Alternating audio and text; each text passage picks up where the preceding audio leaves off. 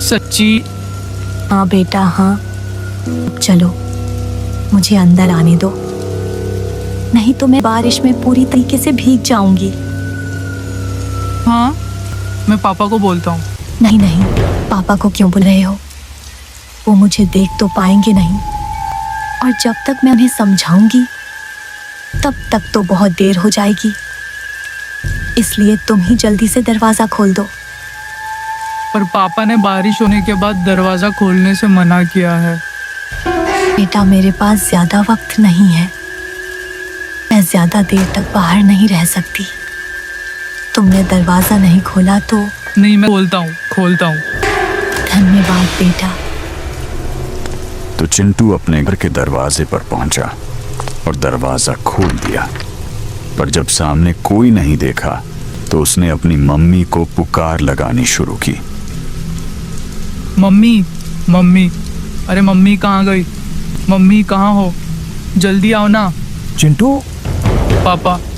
तुमने दरवाजा क्यों खोला है? चिंटू बेटा। मम्मी।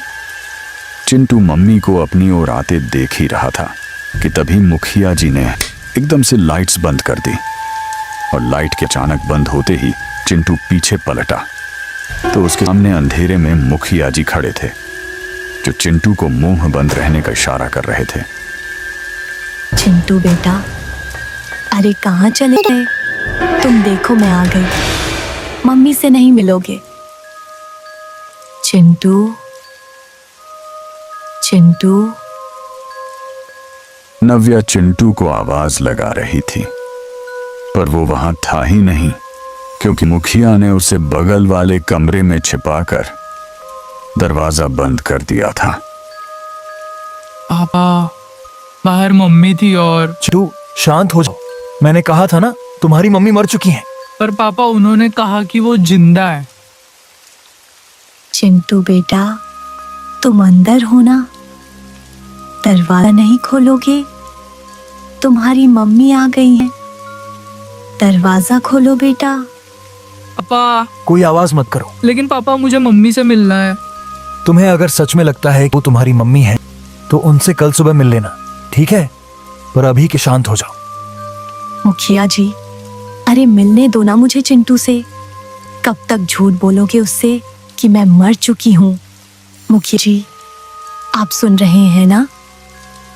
पापा। बेटा बिल्कुल भी ध्यान मत दो और आंख बंद करके सो जाओ।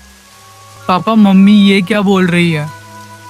शांत रहो चिंटू, कल सुबह मैं तुम्हें सब समझा दूंगा, पर अब ये चुपचाप आंखें बंद कर सो जाओ।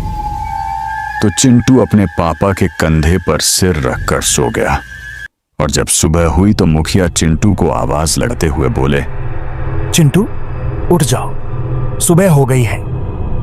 हाँ, सुबह हो गई, तो मम्मी से मिल सकते हैं ना अब? बाहर आओ मेरे साथ, तुम्हें तुम्हारी मम्मी से मिलाता हूँ।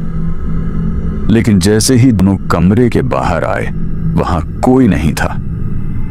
हाँ, वो मम्मी कहाँ गई? मैंने कहा था ना कि वो तुम्हारी मम्मी नहीं थी। पापा, वो मम्मी जैसे ही बात कर रही थी। बेटा मैंने समझाया था ना, तुम्हें पर्दे लगाने के पीछे की सबसे बड़ी वजह यही है कि हम उन देख ना पाए, उनकी बातों में ना आ पाए। जैसे कल तुम आ गए। पर वो बोल रही थी कि वो मरी नहीं है, जिंदा है। अगर वो मर गई है तो यहाँ कैसे आ गई? एक काम करो, मेरे साथ चलो।